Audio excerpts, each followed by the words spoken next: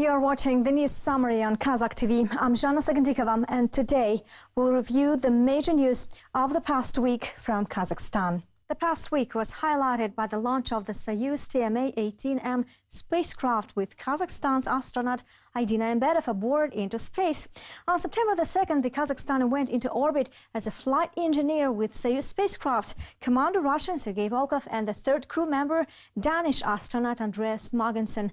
This historical event was registered at 10:38 a.m. Astana time. Let's watch the launch from Baikonur once more. At 4:30 a.m., these were the last steps of the astronauts on the Earth before the launch into space. Accompanied by an unofficial anthem, the Russian famous song The Earth Through a Porthole, the astronauts were off to their space journey. A special shuttle has delivered the International Space Crew to the launch site and the check-out building number 2, where they were helped get into their space suits. The flight commander, Sergey Volkov, reported to the State Commission on the readiness of the crew for the upcoming flight. 2 hours prior to the start, Aidyn Aimbetov, Sergey Volkov and Andreas Morgenson boarded the Souyz TM-18M. At 10:38 a.m. local time, the spacecraft was successfully launched into space.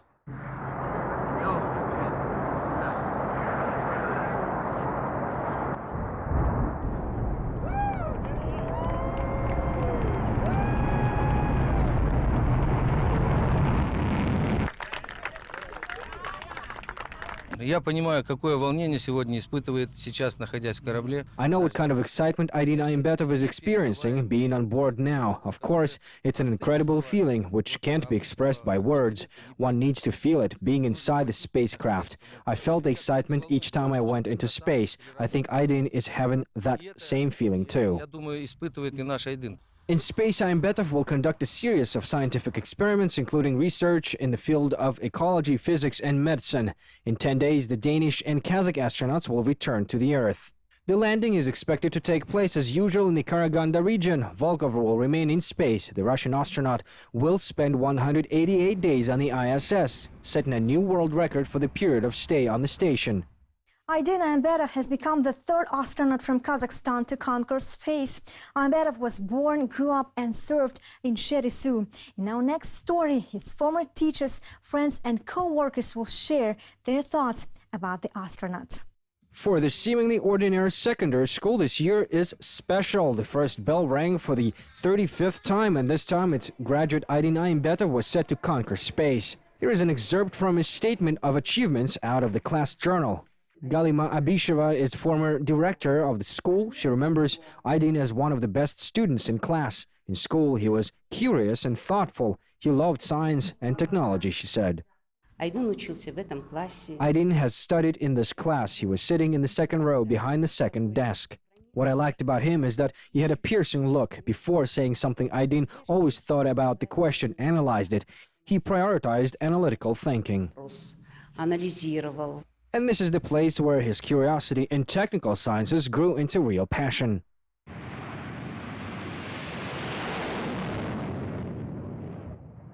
After graduating from the higher flying college, Aimbetov returned to his native Taldykorgan. He served at the local air base for nearly 7 years. He flew the MiG-23 and MiG-27. He was promoted from lieutenant to lieutenant colonel, from pilot to wing commander. Jibek says Aimbetov was a chief who could easily get along with subordinates. We found each other even when discussing family matters. At the time I arrived to the base as lieutenant, of course I had less experience even in life matters, and the man I could turn to for the right advice was Aidyn. Aimbetov's other mentors who had helped him become the pilot he is today kindly spoke about him as well. I had a chance to fly with Aidyn. I replaced his instructor. He was the crew commander. I would say he's a confident pilot, calm, self-possessed, and well-balanced. In the beginning of 2000s, Aimbetov successfully passed selection for the Cosmonaut Training Center. But he always tried to keep close ties with his native city. He attended school, reunions, repeatedly visited the airbase. The city of Taldykorgan is proud of their countryman and wishes him a safe journey home. Meanwhile, head of the Russian Federal Space Agency, Igor Komarov, unveiled a few plans about the Baikonur collaboration with Kazakh TV. According to him, the lease agreement between Kazakhstan and Russia on the Baikonur cosmodrome will expire in 2020. However, the Kazakh launch site will remain the world's main cosmodrome for the Russian Federal Space Agency, as the country intends to continue cooperating and using the Kazakh launch facility. Komarov pointed out Baikonur's convenient geographical position is one of the main advantages. We had plans to transfer all manned launches to the Vostochny Cosmodrome starting from 2018. However, we decided not to move and believe that the Soyuz program shall be implemented as usual at the Baikonur Cosmodrome. Besides, we see prospects of the use of such unique opportunities, including the geographical location and low service cost. Baikonur has enough of serious advantages and commercial programs. I think our cooperation will last for a long time. There is a plethora of space debris in the Earth's orbit, and somewhere among them there are two Kazakh satellites, KazSat-2 and KazSat-3. The satellite's managing staff is challenged by a really complex task. The workload of KazSat-2 today is 70%, while the share of KazSat-3 is only 20%, and this implies a serious load potential. Given the fact that all public services are moving to the digital field and countries' mobile operators need more possibilities, paperwork like the medical records will soon be history. Every Kazakh citizen will have electronic health records or a health passport. Kazakh specialists have demonstrated the new e-services at the exhibition held as part of the International Conference on Information and Communication Technology in Social Security in Astana. In just a few minutes, one can receive dozens of inquiries. Vice Minister of Investments and Development Sekhen Sarsenov reported on the creation of the State Corporation for the Promotion of Electronic Services, following the example of Canada. It will include public service centers, centers for pension payments, real estate and land registry. However, there is still one more innovation remaining in the e-service sector. We try to make life easier for the Kazakh citizens. We would like to get them all the necessary services through the mobile phones. In 2014, we moved into a mobile format providing 54 services. This year, we want to add 22 more services. This year, we will introduce digital signatures based on the SIM cards, allowing all citizens to get the services. But that's not all. Kazakhstanis will have electronic health passports by 2020. The database will include all patients' health records. It will save a lot of time and nerves. Electronic health passports will allow citizens and medical organizations to properly establish their diagnosis and take the necessary measures. Secondly, an e-passport will give the patient access to his or her personal information. Kazakhstan took 28th place among 193 countries in the United Nations e-Government Development Index. Over 4 million users are registered on the website to date. Kazakh citizens will be able to receive 215 e-services, including employment and social security. Firstly, I must say I was impressed by that the head of state supported the idea, and that you put a target in 2020, not tomorrow, but in due course. The other interesting thing is it's not only e-services for one service, but for all the services that people in your country need. So that impressed me most, this what I call network approach. Kazakhstan and the EIEA signed an agreement on the establishment of a low-enriched uranium bank in Ust-Kamenogorsk. This will be the first nuclear fuel bank in the world. Kazakhstan became the first country that proposed such initiative to the world community. Now, any country that submits a request to the EIEA could get low-enriched uranium from the Kazakh bank. Nearly $150 million was allocated for the creation and maintenance of the bank.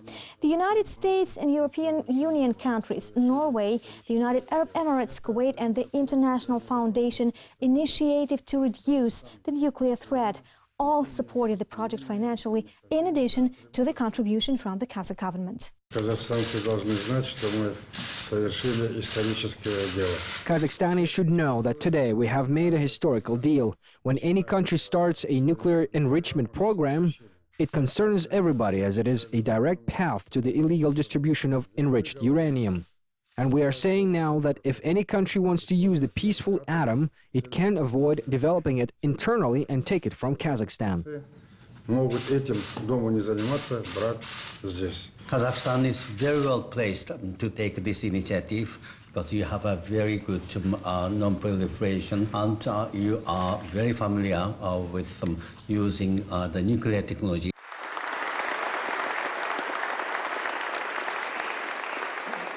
The signing ceremony was held with the participation of Kazakhstan's Foreign Minister Yerlan Idrisov and Director General of the International Atomic Energy Agency, Yukiya Amana. The event was also attended by representatives of states, the permanent members of the UN Security Council, including Britain, China, Russia, US and France, as well as the donors of the project, the European Union, Norway, Kuwait and the United Arab Emirates. We have just witnessed a global-scale event because the creation of the bank is a historic moment, as it is a unique safety mechanism that ensures low-enriched uranium for all the members of the IAEA. The bank will serve to benefit the nuclear energy's peaceful development and will make a significant contribution in strengthening the global nuclear safety. I am grateful to all the donors, including the government of Kazakhstan. Their contributions will make it possible to establish the LEU Bank and will cover its cost for the first 10 years of operation. Ladies and gentlemen, as the world's largest uranium producer with expertise in peaceful nuclear technology, Kazakhstan is well suited to hosting the IAEA LEU Bank. The Ulba metallurgical plant is a licensed nuclear site with 60 years of experience in commercial-scale operations. The low-enriched uranium bank will be located at the territory of the Ulba metallurgical plant. It will provide countries with reliable access to fuel for its nuclear power plants.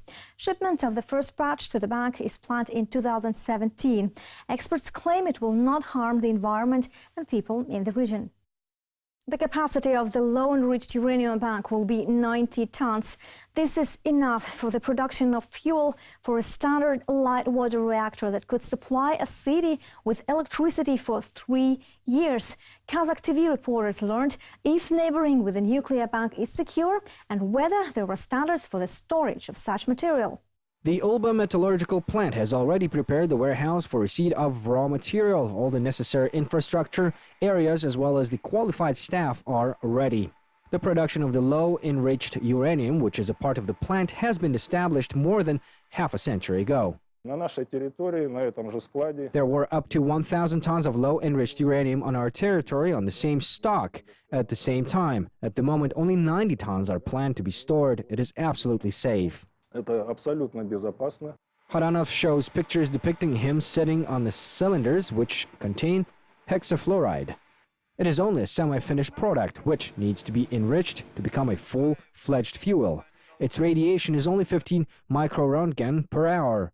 For comparison, the natural radiation in Kazakhstan is 25 microroentgen per hour. Это абсолютно безопасно. Степень опасности не более, чем у обычного естественного. It is an absolutely safe substance. Its hazard level doesn't exceed the level of conventional uranium, which is extracted in the amount of 1,000 tons. The entirely new mechanism of nuclear energy functioning is being created with Kazakhstan playing a key role. Only IAEA members can get fuel for their nuclear power plants. Raw materials will be placed into steel cylinders and transported by rail. The international organizations will strictly monitor the entire process.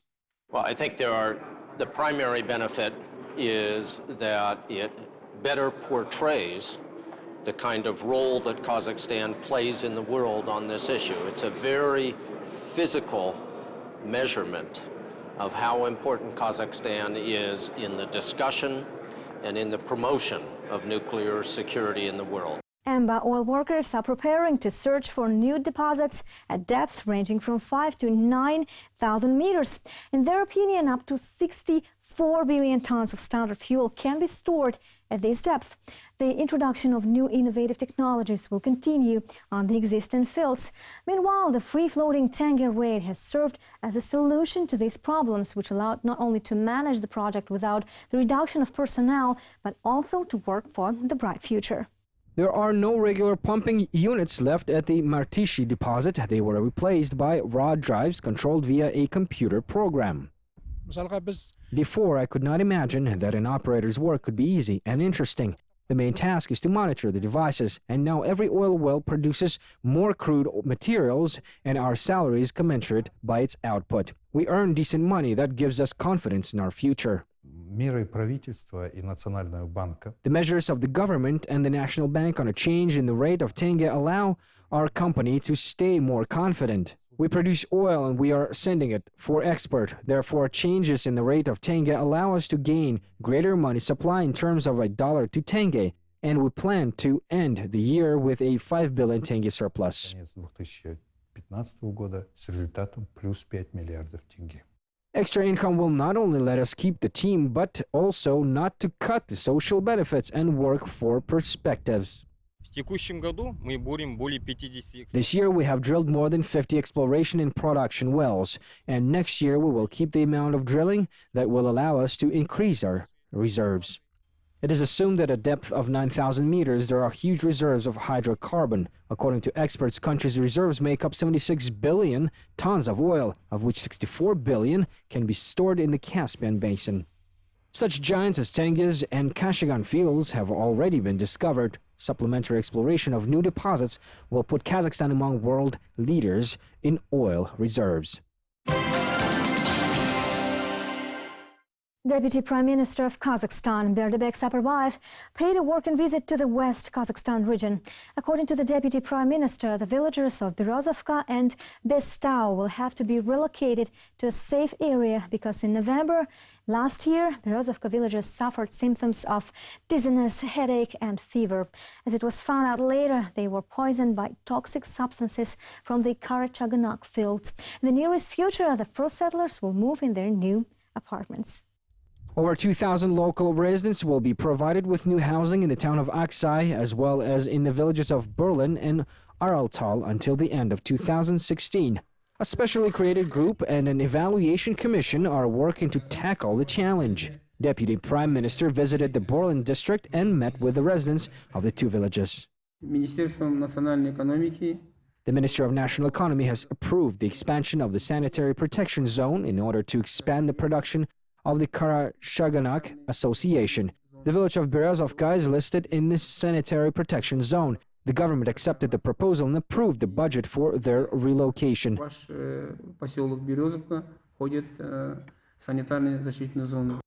In November 2014, 31 residents of the Berezovka village were poisoned by an unknown gas and were delivered to the Berlin District Hospital. All patients had the same symptoms: dizziness, headache, and fever. Later, the prosecutor's office had discovered that the cause of diseases was hydrogen sulfide emissions at the Karachaganak field, located 3 kilometers from the village. We were offered to settle in Berlin, Araltal villages or the town of Aksai. Officials promised to allocate apartments in high-rise buildings for us.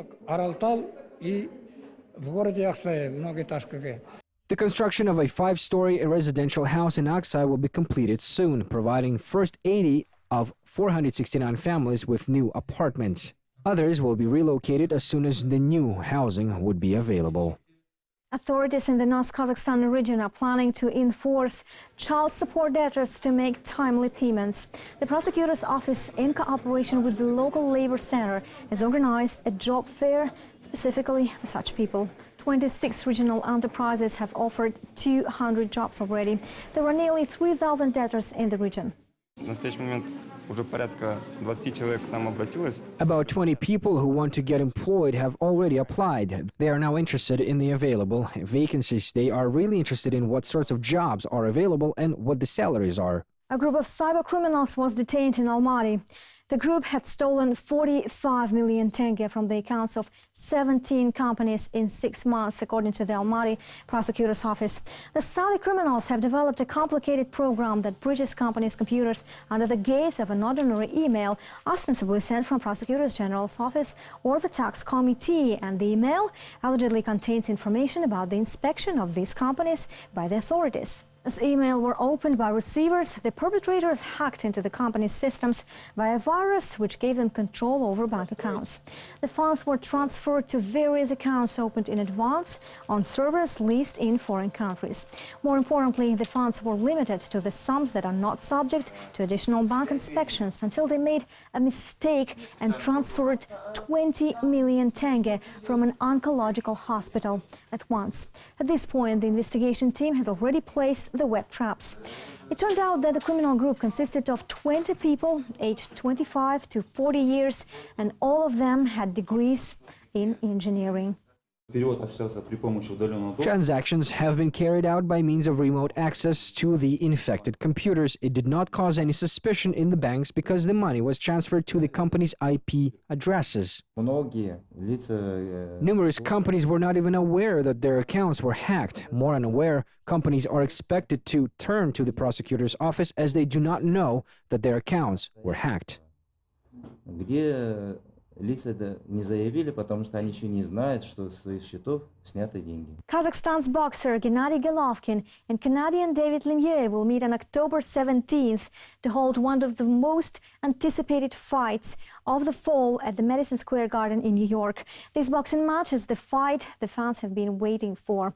Even experts are not certain about the winner, as both boxers are considered strongest in their weight category. David O'Reilly is a young boxer and Golovkin's fan. His teammates and coaches consider him a very promising young boxer. O'Reilly says that Golovkin's boxing career is a good example for young boxers to follow. Though Lemieux is a countryman of the young boxer, he has more sympathy for Golovkin. My brain says Golovkin's going to win because of his amateur background. You know, he went to the Olympics, he was a world champion. I think he has over 400 amateur fights, less than 10 defeats. The guy's a beast, and as a professional, while Golovkin and Lemieux are preparing for the upcoming match in Madison Square Garden, the people of Kazakhstan and Canada are wondering who of them would get the WBA, the IBO, the IBF, and WBC titles at once. Lean towards Gennady Golovkin. He's been a stronger player for a lot longer. He's got a much more established amateur background. But that's what makes this fight interesting, is you got a guy like Lemieux who's coming to fight, who's extremely explosive and that kind of power. You never know. If Golovkin defeats Lemieux, he would have to get the WBO belt to become the absolute world champion. The fight between Golovkin and Lemieux has already entered the top 5 most anticipated fights this fall.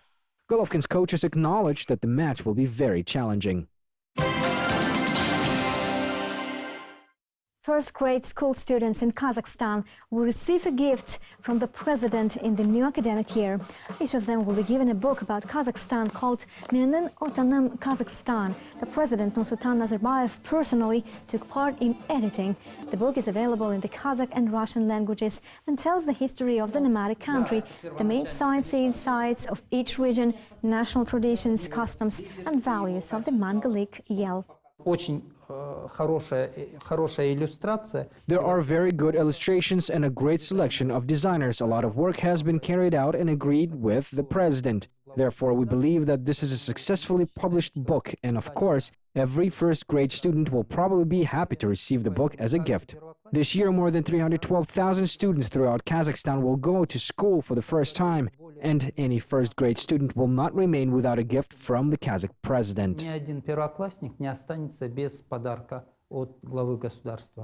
The Menin Otanim Kazakhstan books have been already delivered to all schools. In the library of the Astana Lyceum number 50, director and teachers got acquainted with the new book, while first graders began the school season by studying the book, edited by the President of the Republic of Kazakhstan. This year, our school will welcome 210 children. From year to year, the number of children is growing. It is very encouraging that the population grows from year to year. Also, 2015 for our first graders is special because they will receive a gift from the president, a book, Menin Otanim Kazakhstan. The first lesson on the Day of Knowledge will begin for them with reading this book. Constitution Day of Kazakhstan was celebrated in Milan. Several thousand people gathered in front of Kazakhstan's Expo Pavilion. The festival has become a highlight of the day at the exhibition and remembered by foreigners for its exotic tunes and hospitality.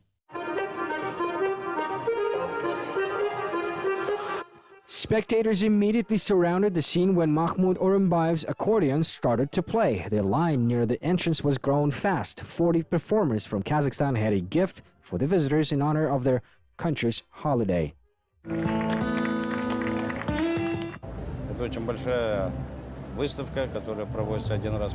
The exhibition is held every 5 years, therefore the experience of the organization of this exhibition is very important for us. Firstly, of course, today we are celebrating the Day of the Constitution of Kazakhstan, promoting our country in our pavilion and the future exhibition in 2017. In practical terms, it is very important for us because it's a great experience that we need to take into account.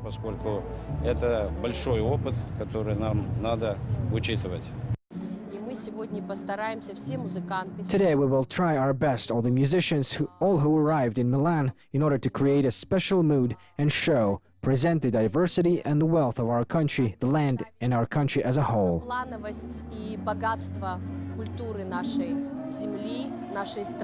Italian singer known in Kazakhstan as San Pascal also arrived in Milan. He sang Kazakh songs for his countrymen. That was the best promotion of Kazakh culture. I have been living in Kazakhstan for 3 years and I feel good on this earth. I love the smell of Kazakhstan. I love the light of Kazakhstan, Kazakhstan's taste. That is why I live in this country, and therefore I, too, should be the performer of your culture, your beautiful nature, your country. The Kazakh pavilion at this time warmly welcomes all guests. About 600,000 people visited the pavilion in 4 months. Each visitor takes personal impressions away. Astana, the way we created it, architecture, technology, all reminiscent of the futuristic city, a city of the future. People in your country evaluated the alternative energy. It opens great opportunities. I believe Kazakhstan was serious about this. I remember your country was very beautiful. In 2 years, you will also host the expo, and I plan to visit your country. Kazakhstan's pavilion has attracted thousands of people during the celebration of the Constitution Day of Kazakhstan. Spectators kept coming one after another but did not leave until the evening. They were people from different countries and continents. These were the main news for the past week on Kazakh TV. You're watching the news summary from Kazakhstan, my home country. I'm Jana Sagandikova. I'll see you later. Have a good and productive week. Goodbye.